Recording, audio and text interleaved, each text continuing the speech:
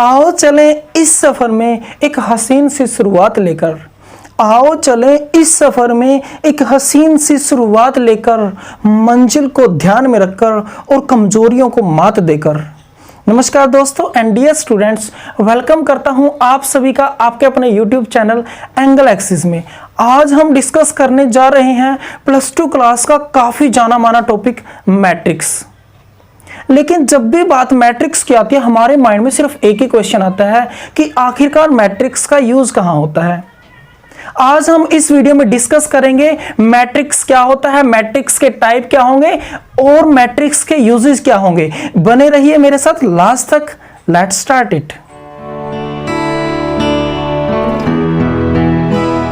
आइए शुरू करते हैं हमारा आज का टॉपिक मींस मैट्रिक्स का यूज क्या है। लेकिन मैट्रिक्स को यूज करने से पहले आपको मैट्रिक्स को थोड़ा समझना होगा कि मैट्रिक्स आखिरकार क्या है। देखिए, एक बार हम अर्लियर क्लासेस में जाते हैं। हमने अर्लियर क्लासेस में पढ़ा है ग्राफिकल मेथड को, हमने अर्लियर क्लासेस में पढ़ा है अलजेब्रिक मेथड्स को, जिसमें हम पढ़ते थे elimination method, substitution method and cross multiplication method. ये मेथड्स हम यूज क्यों करते थे?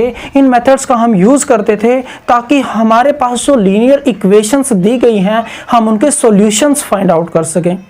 वहां हम x की वैल्यू निकालते थे, वहां हम y की वैल्यूज निकालते थे, मींस हम डिफरेंट टाइप के वेरिएबल्स की वैल्यू निकालते थे। लेकिन जब बात आ जाती है कि हमारे पास जब नंबर ऑफ वेरिएबल्स हों, means x, y, z, w, t, 5, 4, 3 इतने नंबर ऑफ वेरिएबल्स हों, तब उनको उन मेथड्स की हेल्प से सोल्व करना काफ़ी मुश्किल था। और यहीं से आइडिया जनरेट हुआ मैट्रिक्स का। तो सबसे पहले मैट्रिक्स का आइडिया जो इंट्रोड्यूस करवाने वाले थे वो थे एक ब्रिटिश मैथमेटिशियन, कौन? आर्थर कैली। अब उन्होंने क्या किया, जो हमारे पास लीनियर इक्वेशंस दी गई थी उनके जो कोफिशिएंट होंगे उनको लिख लेते हैं। 1, 1 और -2। यहाँ कौन होगा? 3, 1 एंड 5। यहाँ कौन है? 9, -2 एंड 4। ये क्या किया उन्होंने? एक रेक्टेंगुलर एरे में कन्वर्ट कर दिया। ये रेक्टेंगुलर एरे होगा जिसको इस फॉर्म में भी लिख लिया जाता है। इस रेक्टेंगुलर एरे को के अंदर यदि हम क्या करते हैं, फर्स्ट लाइन को इंट्रोड्यूस करते हैं या फिर इस फर्स्ट लाइन को इंट्रोड्यूस करते हैं, तो इनको नाम दिया गया रो और कॉलम का। तो यहाँ पर ये कौन होगा? ये रो फर्स्ट होगी। मींस जो हॉरिजॉन्टल लाइंस हैं, जो हॉरिजॉन्टल लाइंस हैं उनको नाम दिया गया रो का। और ऐसे ही हमारे पास जो वर्टिकल्स लाइन होगी, ये वर्टिकल जो लाइन है उनको नाम दिया गया कॉलम का। तो ये कौन होगा? Column first. ऐसे ही ये कॉलम नंबर सेकंड, ये कॉलम नंबर थर्ड। तो इनको नाम क्या दिया गया? कॉलम का नाम दिया गया column first, second and third. तो सर इसको क्या बोलेंगे? जो हमने ये ब्रैकेट्स यूज की हैं, जो हमने ये साइन यूज किया है, तो देखिए जो हम क्या करेंगे, हमारे पास जो मैट्रिक्स की नोटेशन होती है वो ये होती है। ये मैट्रिक्स की notation means how to represent a matrix. एक मैट्रिक्स को कैसे रिप्रेजेंट करेंगे? यहाँ पर ए आई जे कौन होगा? ए होगा यहाँ पर एलिमेंट्स। हम देखिए यहाँ पर जो मैंने लिखा है 1, 1, -2 या जितने भी यहाँ पर हमने इसके अंदर कोफिशिएंट्स लिखे हैं उनको हम नाम देंगे किसका? एलिमेंट्स का, या फिर हम इनको क्या बोल सकते हैं? एंट्रीज भी बोल देते हैं। तो ए कौन होगा? एंट्रीज होंगी। यहाँ पर आई और जे कौन होगा? आई शो करेगा नंबर ऑफ रोज को एंड जे शो करेगा नंबर ऑफ कॉलम को। अब यदि हम क्या करते हैं, इस मैट्रिक्स को ए आई जे की फॉर्म में लिखते हैं। देखिए यहाँ पर जो 1 है तो वो कौन से प्लेस पे होगा? यहाँ हमने देखा कि जो 1 है वो फर्स्ट रो के अंदर होगा और फर्स्ट कॉलम के अंदर होगा। ऐसे ही ये कौन होगा? फर्स्ट रो के अंदर और सेकंड कॉलम के अंदर। ये इसकी पोजीशन क्या है? इसकी पोजीशन होगी first row and third column. ऐसे ही हम क्या करेंगे, सबकी पोजीशन को लिख लेते हैं। ये सेकंड रो फर्स्ट कॉलम होगी, सेकंड रो ये सेकंड कॉलम होगी, ये सेकंड रो थर्ड कॉलम होगी। ऐसे ही हम इनकी पोजीशन लिखें तो A31 यहाँ A32 होगा और यहाँ पर कौन होगा? A33 होगा। A11 मीन्स फर्स्ट रो और फर्स्ट कॉलम के अंदर जो एलिमेंट होगा वो होगा A11।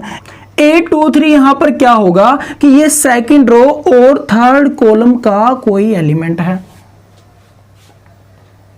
इसके बाद हम बात करेंगे कि यदि हमारे पास कोई मैट्रिक्स गिवन है तो उसका ऑर्डर क्या होगा। ऑर्डर क्या होता है? ऑर्डर होता है कि इस मैट्रिक्स के अंदर नंबर ऑफ रोज कितनी है। तो यहां पर हमने रो को काउंट किया तो कितनी रो थी यहां पर 1 2 एंड 3। तो और उसके बाद कॉलम देखते हैं, कॉलम भी कितनी थी यहां पर 3 थी। तो यहां पर क्या होगा कि जो हमने यहां पर डिनोट किया कि 3 क्रॉस 3 ये क्या होगा? इस मैट्रिक्स का ऑर्डर होगा। तो मींस यदि हम रो क्रॉस कॉलम मतलब यहां पर रो क्रॉस कॉलम करते हैं, 3 मल्टीप्लाई हमने 3 क्रॉस 3 किया तो वो किसको शो करेगा? ऑर्डर ऑफ मैट्रिक्स को शो करेगा। अब यहां पर यदि हम बात करते हैं कि हमें कोई मैट्रिक्स दी गई है और उसके ऑर्डर को देख के हमें यह बताना है कि उसके अंदर कितने एलिमेंट होंगे, तो आप क्या करोगे? जस्ट इसकी मल्टीप्लाई कर दोगे, 3 3 is 9। तो यहां पर टोटल नंबर ऑफ एलिमेंट कितने होंगे? 9 होंगे। इसी के साथ में समझते हैं डायगोनल के कंसेप्ट को। डायगोनल यदि हम किसी स्क्वायर या रेक्टेंगल की बात करते हैं तो वहां पर जो डायगोनल्स होते हैं वो 2 होते हैं, लेकिन एक मैट्रिक्स के अंदर सिर्फ एक ही डायगोनल होता है जिसको हम प्रिंसिपल डायगोनल के नाम से जानते हैं। तो यहां पर जो ये वाला डायगोनल होगा उसको हम प्रिंसिपल डायगोनल बोलते हैं। और इस डायगोनल के ऊपर जो भी एलिमेंट्स होते हैं, जो भी एंट्रीज होती हैं, उनको डायगोनल एलिमेंट्स बोला जाता है। जैसे A11 A22 A33। यहां पर सिर्फ एक ही डायगोनल क्यों होगा? क्योंकि डायगोनल के होने के लिए एक स्पेसिफिक कंडीशन होती है जो क्या होगी कि डायगोनल एलिमेंट्स सिर्फ तभी माना जाएगा जब I इक्वल टू J होगा। मींस यहां पर क्या होगा? जो रो और कॉलम के फिक्सेस हैं वो इक्वल होंगे। कहने का मतलब 1 1 2 2 3 3 वाले ऐसे पोजीशन वाले एलिमेंट्स को ही डायगोनल एलिमेंट का नाम दिया जाएगा। इसी के साथ हमने डिस्कस किया मैट्रिक्स के कंसेप्ट को। मैट्रिक्स क्या है? mn नंबर की एक अरेंजमेंट है जिसके अंदर m नंबर ऑफ रोज होंगी और n नंबर ऑफ कॉलम्स होंगे। अब हम डिस्कस करेंगे टाइप ऑफ मैट्रिक्स के बारे में कि मैट्रिक्स के टाइप कौन कौन से हैं। सबसे पहले हम यहां पर लिखेंगे टाइप ऑफ मैट्रिक्स। तो फर्स्ट टाइप जो होगा, हम जो फर्स्ट टाइप मानते हैं वो कौन होगा? Row matrix. कुछ के माइंड में यहीं पर एक डाउट आता है कि सर यहां पर हमने मैट्रिक्स की स्पेलिंग को कुछ लिखा, यहां हमने मैट्रिक्स की स्पेलिंग को कुछ लिखा। जो मैट्रिसेस होता है वो मैट्रिक्स का प्लूरल होता है। मींस मैट्रिक्स यहां पर किसी एक सिंगल मैट्रिक्स के लिए यूज करते हैं और जो मैट्रिसेस यूज करते हैं हम वो नंबर ऑफ मैट्रिक्स के लिए यूज करते हैं जब मैट्रिक्स एक से ज्यादा होते हैं। तो रो मैट्रिक्स क्या होगी?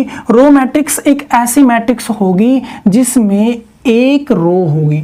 जैसे यहां पर मैंने लिखा 2 3 4। यहां पर हमने देखा कि इस मैट्रिक्स के अंदर रो कितनी है? 1 है। सर कॉलम कितनी होनी चाहिए? कॉलम कितने भी हो सकती है लेकिन रो एक होनी चाहिए। तो यहां पर जब ऑर्डर की बात करते हैं, रो कितनी है यहां पर? 1। और कॉलम कितनी होगी? 1 2 एंड 3। तो ऑर्डर कितना हुआ? 1 क्रॉस 3। यदि यहां पर किसी भी मैट्रिक्स के अंदर रो 1 होगी तो वो सभी मैट्रिक्स रो मैट्रिक्स कहलाती हैं। आइए अब डिस्कस कर लेते हैं next matrix means column matrix को। कॉलम मैट्रिक्स क्या होगी? जैसे हमने रो मैट्रिक्स पढ़ा ऐसे ही कॉलम मैट्रिक्स होगी। एक ऐसी मैट्रिक्स जिसके अंदर जो नंबर ऑफ कॉलम है वो कितनी होगी? 1 होगी। जैसे हमारे पास 1 2 3 ये 3 एलिमेंट थे और जो कॉलम की बात करते हैं यहाँ पर एक सिंगल कॉलम होगी। रो कितनी होगी? 1 2 3। तो 3 यहाँ पर रो होंगी और कॉलम कितनी होंगी? 1 होगी। तो ये एक ऐसी मैट्रिक्स जिसके अंदर नंबर ऑफ कॉलम कितनी हो? 1 हो। ऐसी मैट्रिक्स को हम क्या बोलते हैं? Column matrix. थर्ड में हम डिस्कस करते हैं, third one is rectangular matrix. Rectangular matrix. Rectangular matrix क्या होती है?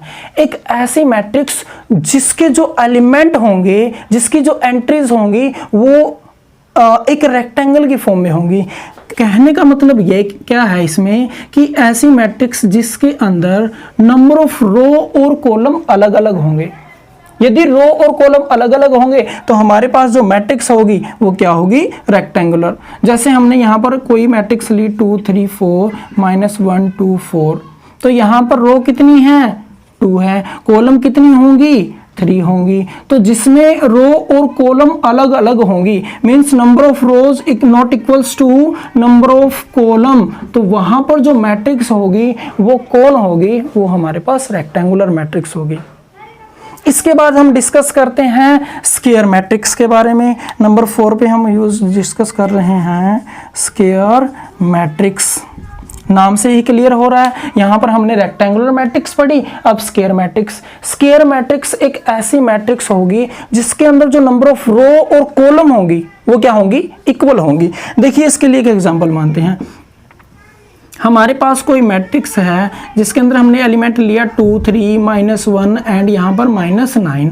तो यहाँ पर हमने देखा नंबर ऑफ रोज कितनी है इसके अंदर सर 2 हैं, नंबर ऑफ कॉलम कितनी है वो भी 2 हैं। तो यहाँ पर रो और कॉलम मींस जब m = n आ जाता है तो हम उस मैट्रिक्स को क्या नाम देंगे, उस मैट्रिक्स को हम स्क्वायर मैट्रिक्स नाम देंगे।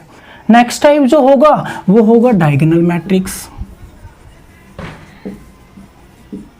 डायगोनल मैट्रिक्स के अंदर क्या नोट करेंगे, देखिए सबसे पहले हम एक बात समझते हैं कि जो डायगोनल मैट्रिक्स होगी वो स्क्वायर मैट्रिक्स होना काफी जरूरी है।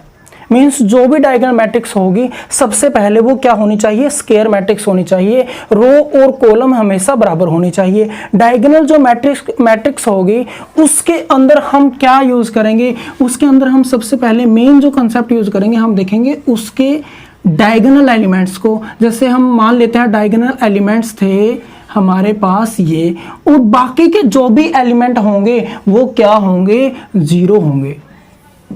तो आपको याद रखना है कि डायगोनल मैट्रिक्स वो मैट्रिक्स होगी जिसके नॉन डायगोनल एलिमेंट्स क्या हो, 0 हो। डायगोनल मैट्रिक्स को शो करने का एक और मेथड होता है, हम क्या करते हैं सिंपली यहाँ पर डायगोनल लिख के सिर्फ डायगोनल एलिमेंट को शो कर सकते हैं 5 4 -4। आपको ये डायरेक्ट लिखने हैं, बीच में किसी कोमास का यूज नहीं करना है।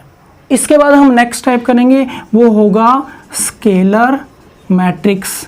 क्या होगा स्केलर मैट्रिक्स, देखिए हमने अभी डायगोनल मैट्रिक्स पढ़ा, डायगोनल मैट्रिक्स में जो मेन होंगे वो होगी डायगोनल एलिमेंट। स्केलर मैट्रिक्स क्या होगी कि ऐसी मैट्रिक्स जिसमें रो और कॉलम इक्वल होंगे, मींस वो भी क्या होगी स्क्वायर मैट्रिक्स के जैसी जैसी होगी।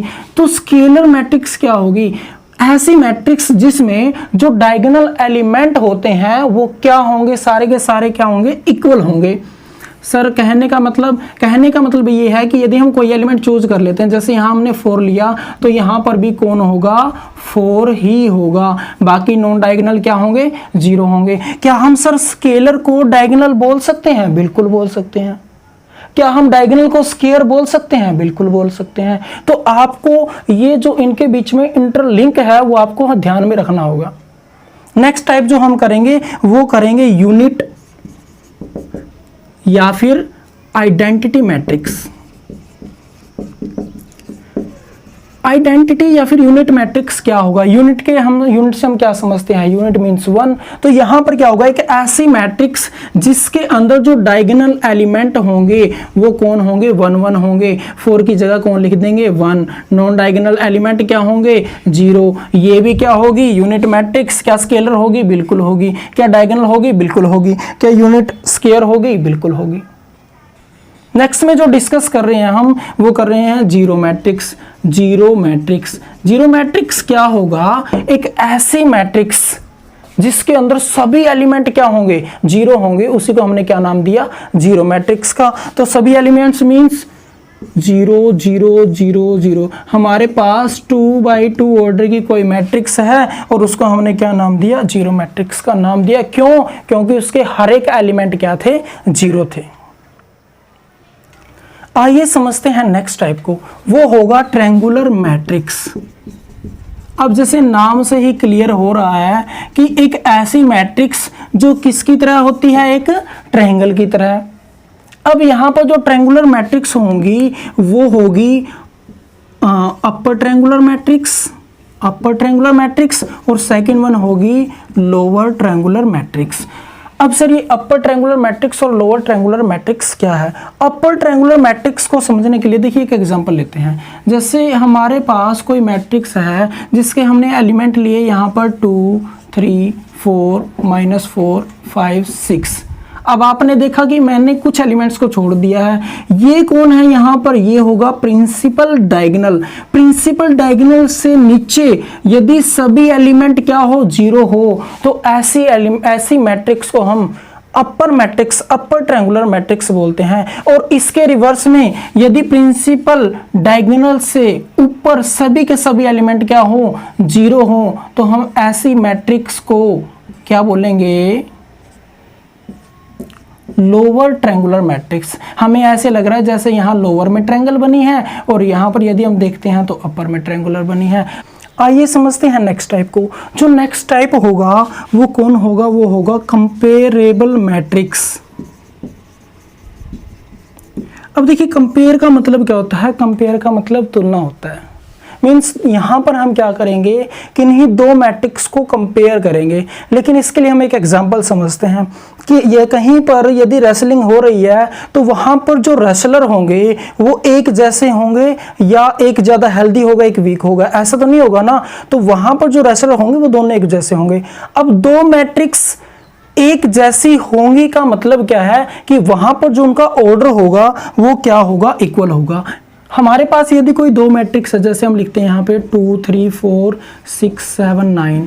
दूसरी जो मैट्रिक्स है हमारे पास वो है 9 8 2 3 4 7। तो हमने दोनों में क्या नोट किया? हमने नोट किया कि जो इसका ऑर्डर है यहाँ पे क्या ऑर्डर होगा? रो कितनी है? यहाँ पे 2 है। कॉलम कितनी होंगी? यहाँ पे 3 होंगी। यहाँ पर रो कितनी है? 2 है। कॉलम कितनी है? 3 है। तो यहाँ पर हमने देखा कि दोनों का ऑर्डर बराबर है, इसलिए क्या होगी? ये कंपेरेबल मैट्रिक्स होंगी।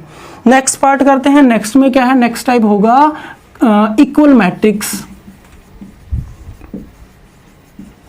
यहां पर क्या होगा? इक्वल मैट्रिक्स में हमारे पास यदि कोई दो मैट्रिक्स गिवन है तो वो बिल्कुल इक्वल होंगी। कहने का मतलब उनका ऑर्डर भी इक्वल होगा और कोरस्पॉन्डिंग एलिमेंट जो होंगे वो भी इक्वल होंगे। कोरस्पॉन्डिंग एलिमेंट क्या होते हैं? देखिए, यहां पर जैसे पोजीशन पे मैं लिखता हूं 3 2 A B और इसको मैं कंपेयर करता हूं 3 2 9 7।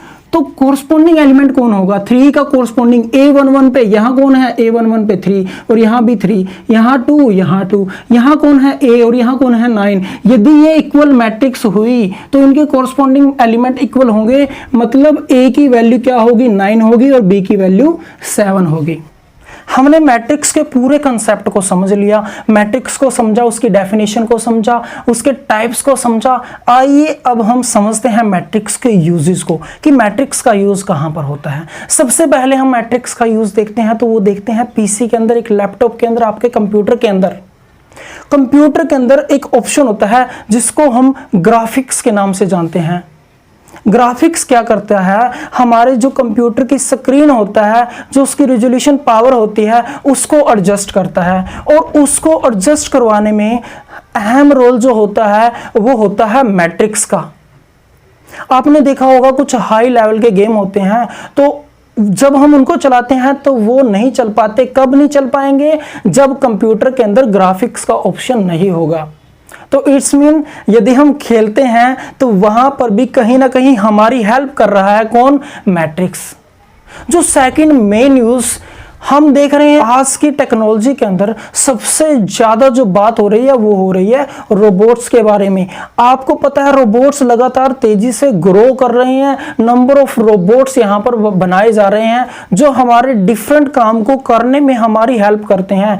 और आपको जानकर हैरानी होगी कि उस रोबोट्स की फंक्शनिंग के लिए, उस रोबोट्स की वर्किंग के लिए जो सबसे ज्यादा मेन चैप्टर मैथ्स का यूज होता है वो यूज होता है मैट्रिक्स। जी हाँ, मैट्रिक्स।